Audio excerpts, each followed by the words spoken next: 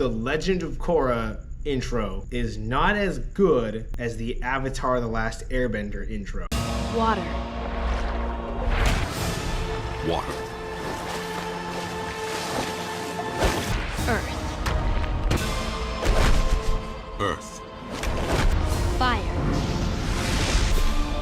Fire. Air. Air. There's already like 20 million videos on YouTube about like how bad Korra is, and nobody likes that show because it turns out, big surprise, if you make a main character that's just like a terrible person all the time, and then you strip away all the world building of the first show and then replace all the bending with lasers, people don't like that. This time I thought like, well, how can I make my own version of this video? So I'm just gonna do the intro because I was watching it recently with my girlfriend and she watched it for the first time and she's like, oh, it can't be that bad. Okay, so let's start. Awkward transition. Earth. All right. I think all the animation, the key animation and the kinetic animation, I think it is all better than Avatar: The Last Airbender. Do I think all the animation is better? No, because animation has to also portray what the creators want to portray to the audience. So it's solely better by just the fact that it has more frames and it's fully like kinetic animated. But is the animation better? No, and here's why. Is because she does the thing. She does the first thing she does is what do they call this? I think it's winding mace in a lot of Kempo styles, where you take the fist ball and you swing it like that. And then like the rock flies out from the floor and then goes kind of a little bit towards the camera, right? Okay, that part's fine. But here's the problem after. She transitions over to the other side to do what looks like a high rise into a punch, which is fine and dandy and all, but just look at the way they do it. Earth.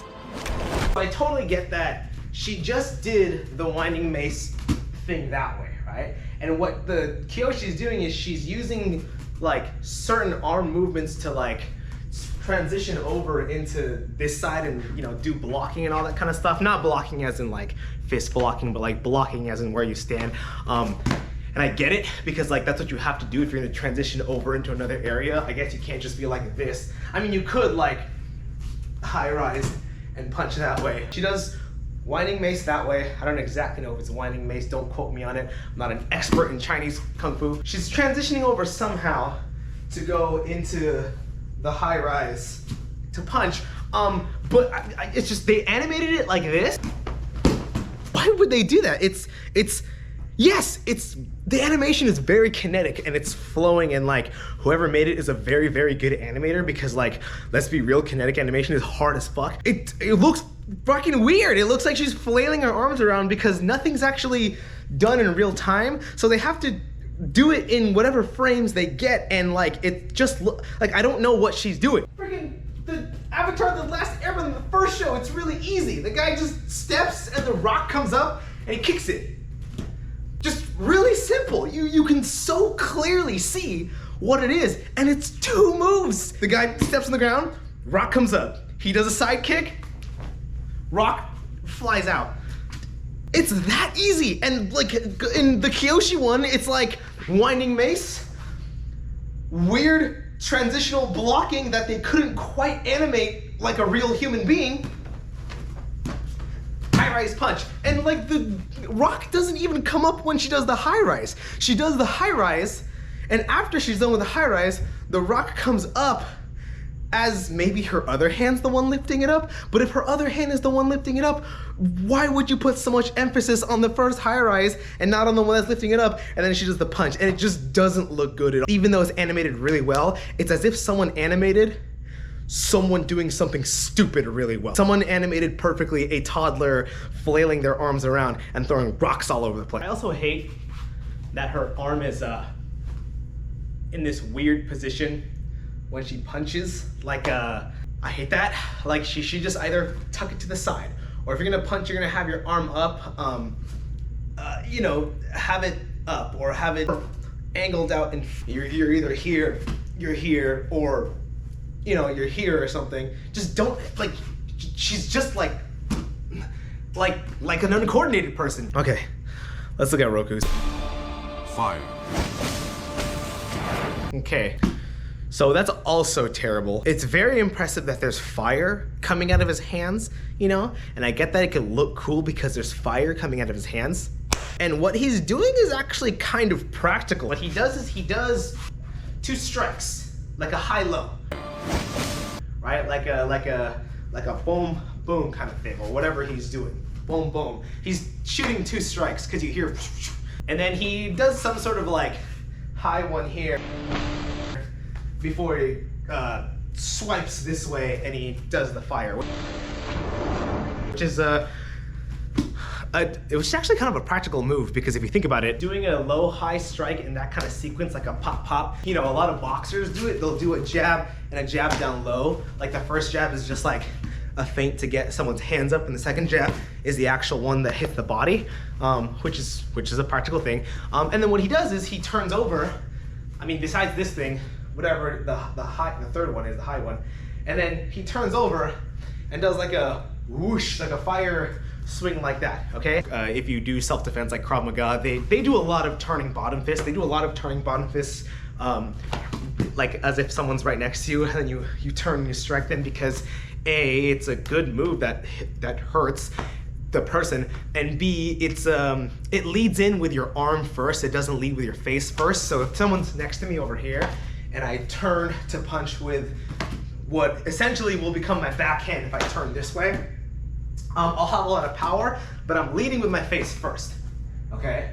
So if I do something like this, I'm leading with my arm first, right? So in the off chance that they're already attacking you first, because this is usually off of like a surprise, like somebody surprises you, maybe they grabbed you on the shoulder and they're like, hey, and you're like, ah! It leads in with your arm first, so if anything happens, you're protected, and on the off chance that nothing happens, you have this strike, and that's why there are other follow-ups that you do. But in this case, the bending moves that he's doing is based off, you know, Northern Shaolin, and like, it should look impressive even if there's no fire coming out. Let's look at Azula's one from the intro. Fire. Okay, she comes in and does some sort of drop step. Fire. Then after that, she does like a really high arching like axe kick swing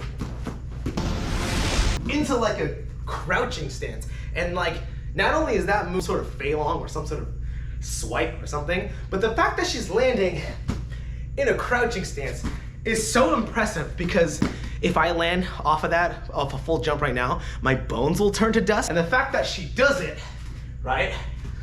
She comes, I can't even do it right now. That's how hard it is. I don't even know how she does it, man. She does the arch and lands in a crouching stance is so much more impressive than the fact that there's fire coming out of it. And what Roku's without the fire, it's just like,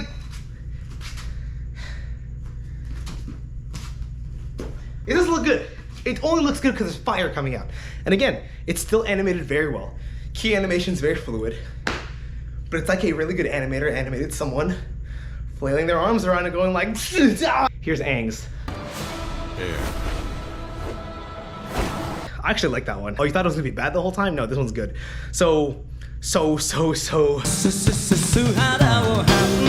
imagine this. The avatars are doing some bending, and they're like, oh, we're gonna do a little bending section to show the fans what our bendings look like. Earth, fire, air, water, right? So Kyoshi does her winding mace, high rise punch thing. Roku does his 2 strikes, the high strike turn or whatever, right? Aang's like, Now, check this out. the camera turns to him and he's already just on his finger, legs crossed in the air. So already he's flexing. And what makes it so believable too is that so many times in the Avatar: The Last Airbender show, you see Aang getting up or sitting down or doing mundane, day-to-day, regular stuff with air instead of his body. It would be the same amount of animation for the animators to animate him sitting down and just getting up like this. But no, they actually take the time to animate him either floating up or floating down or using air or something, because that's how second nature it is to Aang to use air. Using airbending for him is not this like hobby that he remembers sometimes. It's this thing that is incorporated into his movement all the time. So it's so believable that he can stand on one finger and hold that position there, because we've seen him do more than that, less than a finger, just using air to just get up without moving his hands or anything. Okay, and then he does this like flare off of that. Air.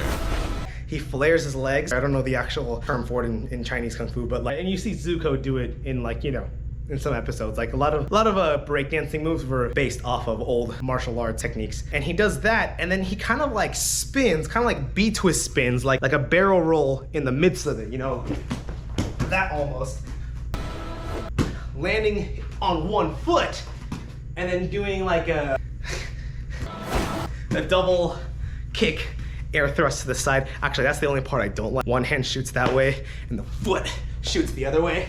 Because I think it's silly looking. This one at least is so clear to what he is doing. I actually like this one compared to the Avatar: The Last Airbender one, where Aang just jumps in, and he does his regular wind-up hand, like, thrust thing that he does a lot in the show. And like, I get it, because that's the last one, and they're using that air to transition over into like, long time ago. Okay, now let's get to Korra's. Water. Much like the entire show, her intro starts off really strong and then dies down really weak by the end of it. Whoops, here's what she does. She takes the water out of the spot that it's in. Nice clear arc going over her. Looks pretty good. She winds up and she kind of does a little bit of what Master Paku does in the water one. And that is a very, very standard Tai Chi move, because waterbending is based off of Tai Chi. And that move is like one of the basic movements that you learn in Tai Chi. That like hands coming up, stepping out to the side, circling the hands in, bringing it over, and pushing out. Just like that. Like in the basic Tai Chi form. And it's also the water whip. That's the motion that you use to whip the water in that episode where Katara takes the scroll from the pirates. So Korra she starts to do something like that. She brings the water over and then she brings it in to whip out, and then she does. But it's like this weird, messier version of it. None of these moves have a formatic purpose is the thing. I get that forms are supposed to be based off of reality, but they're kind of not anymore because they've been lost in time for so long. You know, Chinese Kung Fu kind of uses it as like a means for like showcase and display rather than like an actual like practical applicable sense. But like she just goes like this. And then the second one drives me insane. She just goes like this. And the water's like as if she did like a whole strike. And no, spins around one time.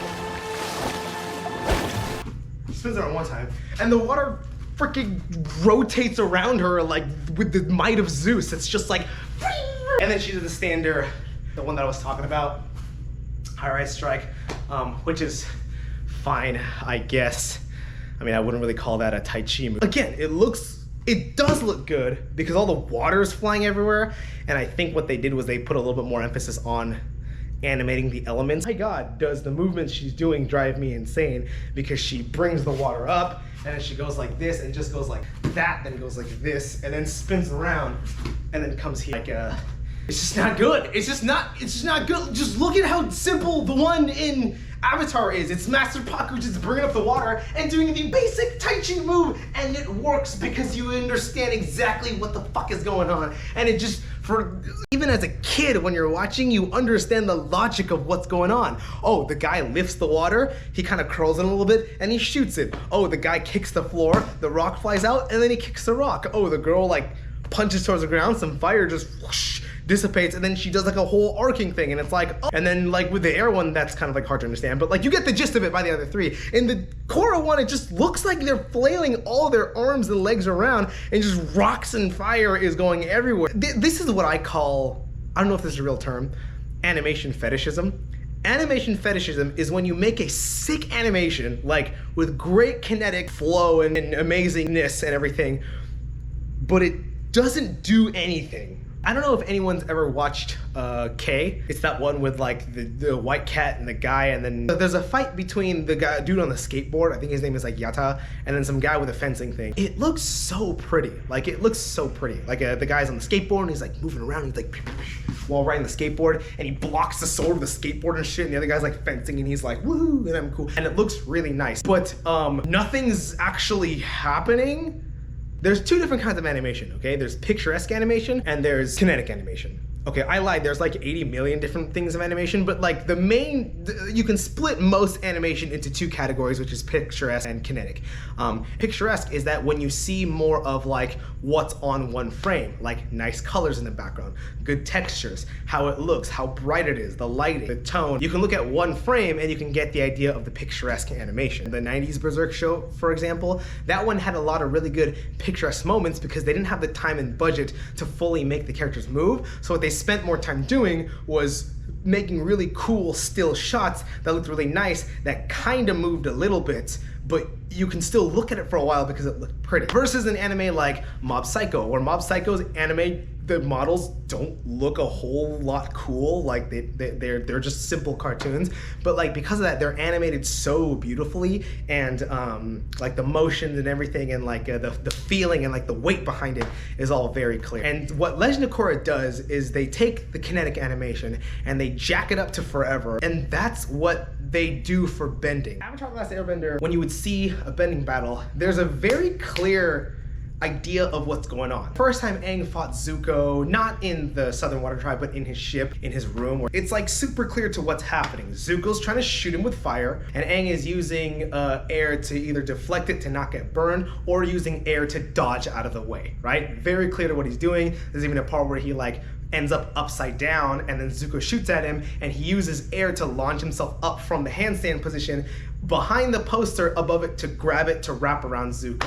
Once Zuko breaks out, he uses air to move the mattress to one side, then he moves the mattress up, and he kind of like immobilizes him for a second. Now, in Legend of Korra, all the bending is just movement based. What they're all doing is they're doing tricking. They're doing like 540s, 720s, jab cross hooks, weaves, turning heel kicks, and like all these moves that look really cool, okay, and are hard to animate, but they just do that, and then there's fire sometimes. I remember being more hype for the pro bending battles than I was for the real battles, because the pro bending battles actually used bending because you're only supposed to do it, and they had to think of very creative, cool ways to knock each other off the ring. And basically what it was that there was a theme to every battle, and there was clear rules that the audience understands about the battle. You're only allowed to knock players off the back of the ring. But I'm not so sure this replacement player knows what she's doing.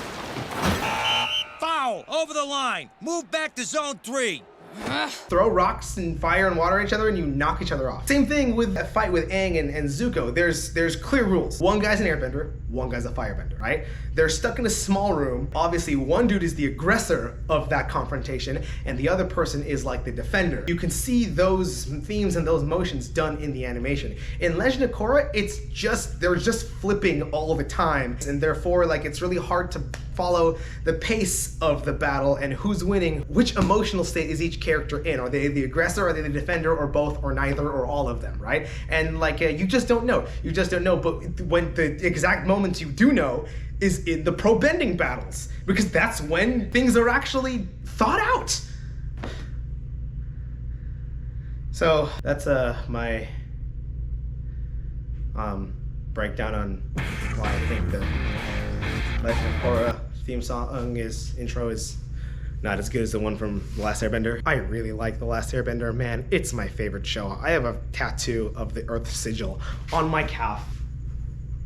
Legend of Korra came out and I was so hyped because like it started off so good and it had so much potential, and then Nickelodeon screwed them and everything, and then they just like after that it just like is jump the shark even the word? They just. And now there's like another live action happening, or like a third one, and I just don't care anymore.